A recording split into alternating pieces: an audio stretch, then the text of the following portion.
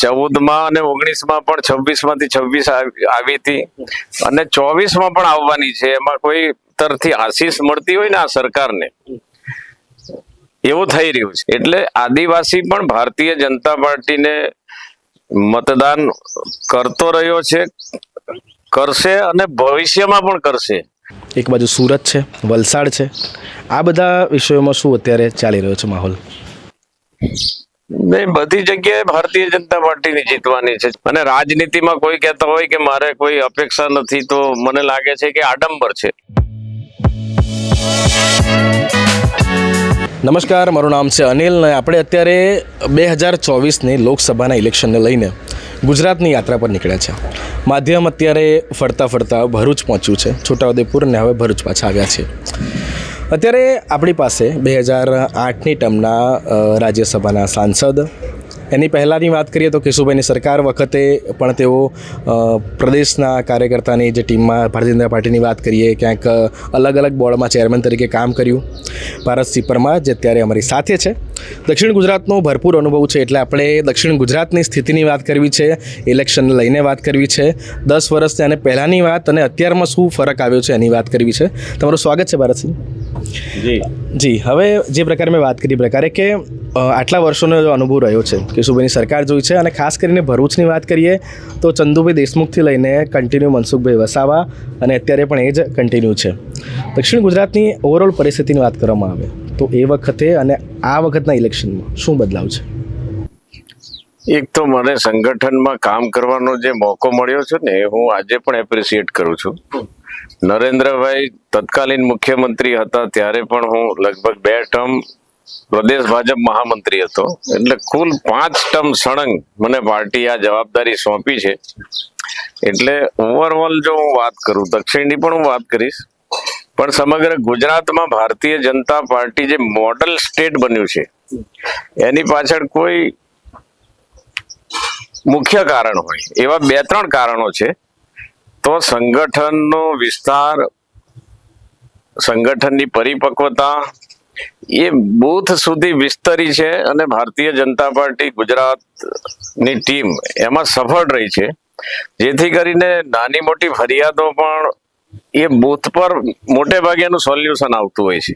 અને છેલ્લા આપણે 28-30 વર્ષથી ગુજરાતમાં ભારતીય જનતા પાર્ટી સરકારમાં છે.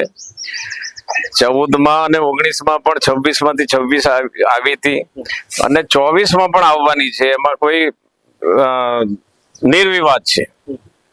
અમને વિશ્વાસપૂર્વક કહું કે 26 સીટ જીતીશું. એની પાછળ મુખ્ય કારણ સંગઠનનો વિસ્તાર છેલ્લા 15-20 વર્ષથી અને સંગઠનની પરિપક્વતા, આ 2 કારણ છે. બીજું એક મુખ્ય કારણ જો હોય તો નરેન્દ્રભાઈની પ્રતિભા. એ પ્રદેશ મહામંત્રી હતા અને શરૂઆતમાં જે રીતે પાર્ટીને એક નવી દિશા, નવી ઉર્જા આપવામાં એમનો મુખ્ય ફાળો હતો. ઘણા લોકો બીજા 5-10 નામ ગણાવી શકાય, પણ સંગઠનના સંદર્ભમાં કહું તો નરેન્દ્રભાઈ આવ્યા પછી જે નવી એક ઉર્જા મળી છે સંગઠનને, ત્યાર પછી પ્રદેશમાં મુખ્યમંત્રીની જવાબદારી એમને મળી ત્યારથી ભારતીય જનતા પાર્ટી વિસ્તરતી ગઈ અને આજે તો વિશ્વની સૌથી મોટી પાર્ટી બની ગઈ છે. ત્યારે આ ચૂંટણી નરેન્દ્રભાઈ જે સ્લોગન આપ્યું છે, અબકી બાર 400 પાર, તો એ સ્લોગન નથી. છેલ્લા 10 વર્ષની ભારતીય જનતા પાર્ટીની કેન્દ્ર સરકારે જે કામગીરી કરી છે, નરેન્દ્રભાઈના નેતૃત્વમાં જે સરકાર દેશને દિશા આપી રહી છે, એમાં એક ગમતો મુદ્દો મને છે કે છેલ્લા 10 વર્ષમાં કેન્દ્રના મંત્રીઓ નરેન્દ્રભાઈની ટીમમાં હતા, એની સામે ભ્રષ્ટાચારનો એક પણ આક્ષેપ કોઈ કરી નથી શકતા. તો મને લાગે છે કે આ ટ્રાન્સપરન્સી એ પણ લોકોને ગમતી હોય છે. વિકાસ જે રીતે થયો છે, અલગ અલગ ક્ષેત્રની વાત કરીએ તો ખૂબ વિસ્તારથી વાત કરવી પડે, કરી શકાય કોઈ પણ ક્ષેત્ર હોય. અને ખાસ કરીને નરેન્દ્રભાઈ જે દૂર છેવાડાના માણસો, જે વિવેકાનંદજી કહેતા હતા કે અંત્યોદય એ જ આ દેશને નવી દિશા આપવામાં ઉપયોગી થશે. અને એ અંત્યોદય જે છેવાડાનો ગરીબ માણસ છે એને ધ્યાનમાં રાખીને નરેન્દ્રભાઈએ જે અનેક યોજનાઓ બનાવી છે, 80 કરોડ લોકોને મફત અનાજ, કોરોનામાં જો એ નિર્ણય થયો હોત તો કેવી તકલીફ થતી, એ વિચારથી જ આમ આપણને એમ લાગે કે ભાઈ ખૂબ ચિંતા થાય એવો વિષય હતો. કારણ એક બાજુ રોજગારી નથી, કોરોનાને કારણે જે તકલીફો હતી આપણે બધાએ અનુભવી છે, આખા દેશે ને દુનિયાએ અનુભવી છે. એમાં દેશને હેમખેમ જો કાઢ્યો હોય ને તો આ યોજના હતી, અને એ હૂંફ હતી ગરીબોને કે ભાઈ ભલે રોજગારી નથી પણ અમને સરકાર તરફથી અનાજ મળી રહ્યું છે. એ સિવાય પણ મહિલાઓ માટે, ગરીબ માટે દરેકના મનમાં એક હોય છે કે દરેકનું સ્વપ્ન પણ હોય છે પોતાનું ઘરનું ઘર હોય, ભલે નાનું હોય. તો એ ઘરનું ઘર આપવા માટેની જે સરકારની યોજના છે ને, એ ઘર પણ ખૂબ સુવિધા વાળું છે. અને એ બહેનો જયારે ઇન્ટરવ્યુ હું જોઉં છું ત્યારે એમ અંતરથી આશીષ મળતી હોય ને આ સરકારને, એવું થઈ રહ્યું છે.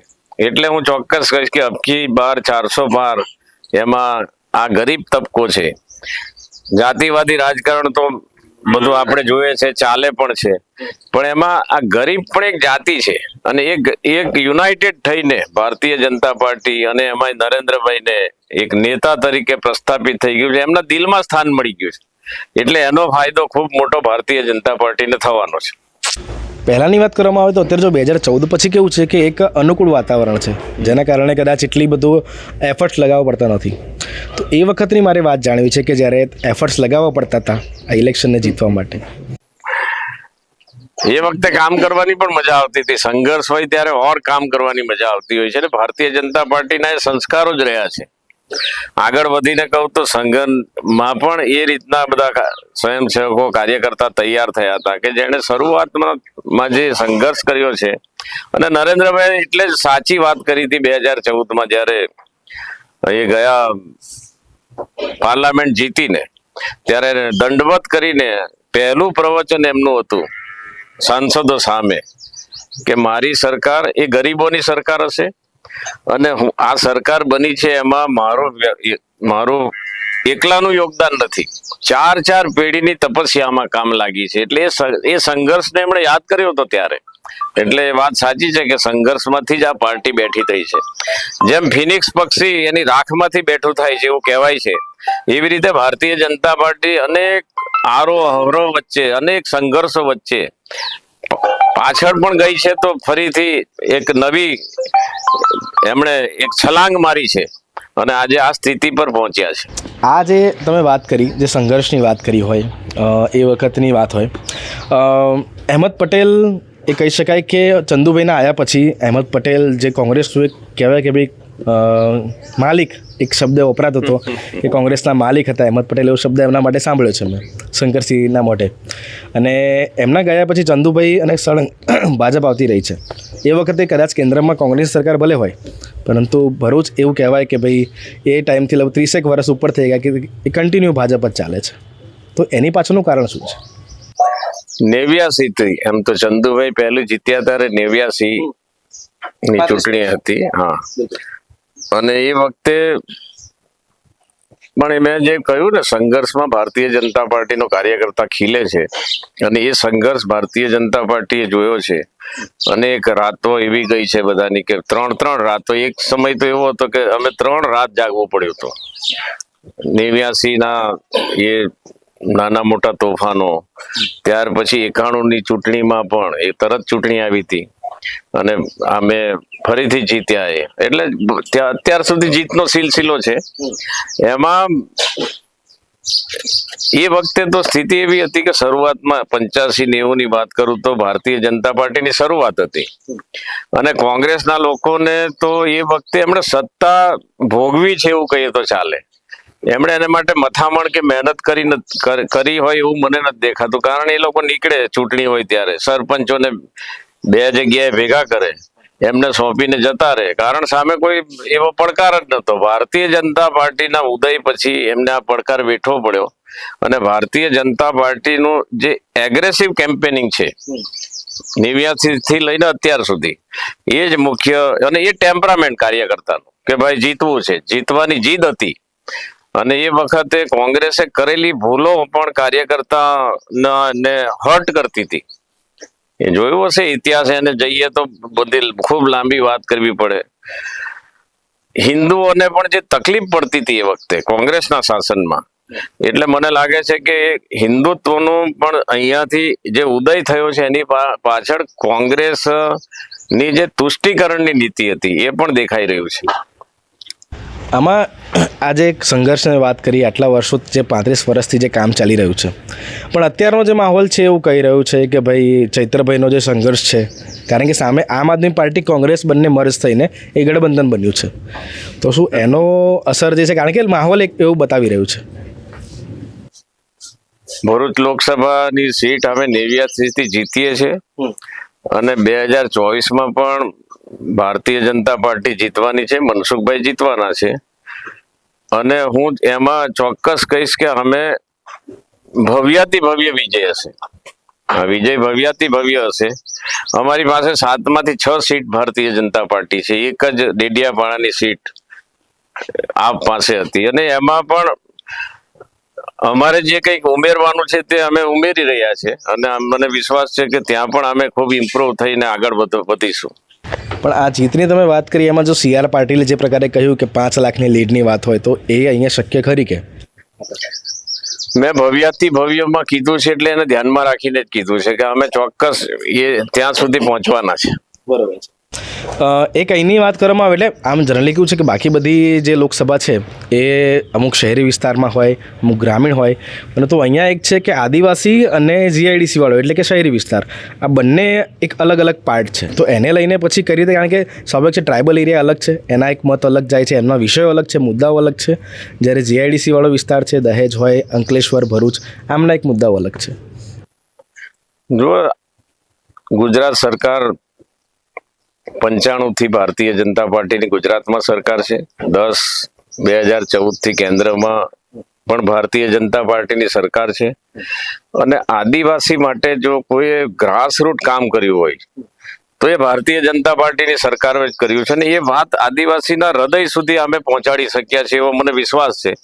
એટલે આદિવાસી પણ ભારતીય જનતા પાર્ટીને મતદાન કરતો રહ્યો છે, કરશે અને ભવિષ્યમાં પણ કરશે, કારણ એની પાછળ વિકાસની રાજનીતિ છે, એની પાછળ એનું જે જીવન ધોરણ છે તે ઊંચું આવ્યું છે. એટલે અને એમાં નરેન્દ્રભાઈ નું જે ફેક્ટર છે, આજે તો નરેન્દ્રભાઈને જેમ આખે દેશના લોકો જે રીતે એને ચાહે છે એવી રીતે આદિવાસીના હૃદયમાં પણ એમનું સ્થાન છે.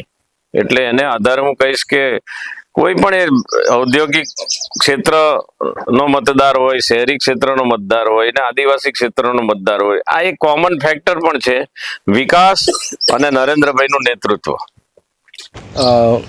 મેં આખી દક્ષિણ ગુજરાતની મારે જે વાત કરી હતી એ પ્રકારે ભરૂચની તમે વાત કરી, છોટાઉદેપુર એક છે, એક બાજુ સુરત છે, વલસાડ છે, આ બધા વિષયોમાં શું અત્યારે ચાલી રહ્યો છે માહોલ?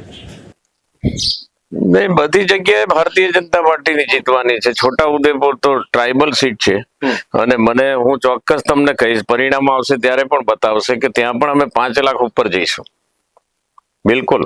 વલસાડનો જે વચ્ચે જે વિષય ચાલતો હતો એ તો જો પાર્ટી આટલી મોટી બની છે, વિજયની ગેરંટી છે, જેમ મોદી કી ગેરંટી ની વાત હોય એને લોકો માની જાય, એમ ભાજપ જીતવાનું છે એની પણ ગેરંટી છે. એટલે 8-10 લોકો માગતા હોય, 15 લોકો ટિકિટ માગતા હોય, પણ આ ભારતીય જનતા પાર્ટી એકવાર નિર્ણય કરે એટલે 2-5 દિવસ ચાલતી હોય છે વાત, પણ આજે ગાડી ટ્રેક પર છે, એ પણ જીતીશું અમે. એટલે આમાં કદાચ એટલે જે પ્રકારે રિસર્ચ સર્વે પ્રમાણે ભારતીય જનતા પાર્ટીનો એક પ્લસ પોઈન્ટ છે એમની જે પેજ સમિતિવાળો જે વિષય જે ચાલુ કર્યો, ગ્રાઉન્ડ લેવલ ઉપર જે ઉતર્યા છે, તો એ કદાચ એ પ્લસ પોઈન્ટ એ લાગે છે કે એના કારણે કે ગ્રાઉન્ડ સુધી ત્યાં અસર દેખાઈ રહી છે. ભારતીય જનતા પાર્ટી, હું તમને વાત કરું તો છેલ્લા 20 વર્ષથી બૂથને સ્ટ્રેન્થન કરવા માટેની યોજના લઈને જ આગળ વધી રહી છે. ત્યાર પછી પેજ પ્રમુખ પણ એમાં એક ઉમેરાયું છે, અને આ શરૂઆત મધ્યપ્રદેશથી થઈ છે. મધ્યપ્રદેશ ભાજપે પણ એમ દરેક પન્ના પ્રમુખ ત્યાં કહેતા. ભારતીય જનતા પાર્ટીએ ગુજરાતમાં એને વધારે સાયન્ટિફિકમાં લઈ જવાનું કામ કર્યું છે કે એ જ પ્રમુખમાં એક પેજ પ્રમુખમાં 25-30 મતો હોય, એમાં 5 કે 7 ફેમિલી આવતા હોય, તો એમાં પેજ પ્રમુખ બનાવીને એની નીચે સમિતિ 5ની મિનિમમ 5 અને મેક્સિમમ જેટલા બનાવો એટલા, એ રીતે ભારતીય જનતા પાર્ટીએ ગુજરાતમાં વ્યવસ્થા કરી છે. અને વ્યવસ્થા જ કરી છે એટલું નહીં, બૂથના પ્રમુખો સાથેનો પણ ભારતીય જનતા પાર્ટીનું જે સંગઠન છે, જિલ્લાનું સંગઠનથી લઈને મંડળનું સંગઠન, એની સાથે એનો લાઈવ નાતો રહ્યો છે, એટલે એ પણ એક પ્લસ પોઈન્ટ છે. આ વખતે એક વિષય વચ્ચે ચાલતો હતો કે ભાઈ અહેમદ પટેલના દીકરી જે હતા એ નારાજ હતા કારણ કે આમ આદમી પાર્ટીને સીટ મળી એના કારણે. મુમતાઝની વાત કરવામાં આવે એટલે સ્વાભાવિક છે, કોંગ્રેસને આઝાદી પછી અત્યાર સુધીની જે ચૂંટણીઓ આવી એમાં કદાચ પહેલો પ્રસંગ એવો હશે કોંગ્રેસ માટે કે એમનું સિમ્બોલ નથી લડતું. એટલે એ પ્રશ્ન તો એમને જ પૂછો કે કેમ આ સ્થિતિનું નિર્માણ થયું છે. અચ્છા, એટલે કુલ મળીને આજે વિષયની વાત કરવામાં આવે, લોકસભા ઇલેક્શનની આપણે કુલ મળીને વાત કરી છે. આગામી, કારણ કે તમારો આટલા વર્ષનો અનુભવ, નરેન્દ્રભાઈ સાથે તમારા ઘણા અનુભવ રહ્યા છે, એટલે ખાલી એક તમે આના વિશે તમે શું વિચારો છો મને જાણવું છે કે 2024ના ઇલેક્શન પછી 400+ વાત હોય, વન નેશન વન ઇલેક્શનની વાત હોય, તો આ વિષયને લઈને 2024 પછીનું આગળ એ કયા પ્રકારના મુદ્દાઓ કાં તો કયા પ્રકારના વિષયો, કારણ કે ઘણા બધા મુદ્દાઓ જે 19માં મુખ્યતઃ એક પૂરા કર્યા છે આવું દેખાય પણ છે, 370 હોય કાં તો બીજા બધા વિષયો છે. જો ભારતીય જનતા પાર્ટી ની સ્થાપનાથી જ રાષ્ટ્રવાદ એના એમ કે ને કે એના રક્તમાં છે, ભારતીય જનતા પાર્ટીની વિચારધારામાં છે. એટલે ત્યારે પણ કહ્યું હતું કે અમે સરકાર અમારી બનશે તાકાતથી તો અમે રામ મંદિર બનાવીશું. ત્યારે પણ કહ્યું હતું કે જો અમારી સરકાર 2/3 મેજોરિટી ઉપર હશે તો અમે 370 નાબૂદ કરી દઈશું. આજે એ આ ટેન્યુઅરમાં પૂરો કર્યું છે. પહેલો ટેન્યુઅર તો નરેન્દ્રભાઈ પોતે પણ કહેતા હતા કે ભાઈ કોંગ્રેસે જે ભ્રષ્ટાચાર કર્યો તો E to Z એક પણ અક્ષર એમાં બાકી નથી કે જ્યાંથી એનો ભ્રષ્ટાચાર શરૂ ન થતો હોય, તો એને સરખું કરવામાં એ 5 વર્ષ પહેલો 14 થી 19નો ટેન્યુઅર ગયો. ત્યાર પછી આપણે જોઈએ છે અને દુનિયા પણ જોઈએ છે કે 19 થી લઈને આજ સુધી 23 સુધી, એટલે આ ચૂંટણી સુધી જે નિર્ણયો અગત્યના હતા, જે વર્ષોથી ભારતીય જનતા પાર્ટીના કાર્યકર્તાનું સ્વપ્ન હતું રામ મંદિર, એને સરસ રીતે પૂરું કરવાનું ખૂબ એને કહીએ ને કે એકદમ શાંતિપૂર્ણ માહોલમાં એ સ્વીકાર્ય. નો ડાઉટ કોર્ટે નિર્ણય કર્યો, પણ એ કોર્ટે નિર્ણય કર્યો તો એ નરેન્દ્ર મોદી હતા તો એ શક્ય બન્યું છે, કારણ એને જે કંઈક ત્યાં સુધી વાતો પહોંચાડવાની હતી, જે કંઈક એના પ્રૂફ હતા એના આધારે કોર્ટે નિર્ણય કર્યો છે. ને ઐતિહાસિક સત્ય હતું કે અહીંયા રામનો જન્મ થયો છે, આ જગ્યા અયોધ્યામાં, રામનો જન્મ અયોધ્યામાં ના થાય તો ક્યાં થાય, અને એ કોર્ટે સ્વીકારી અને આજે ભવ્ય રામ મંદિર બનાવ્યું છે 500 વર્ષના સંઘર્ષ પછી.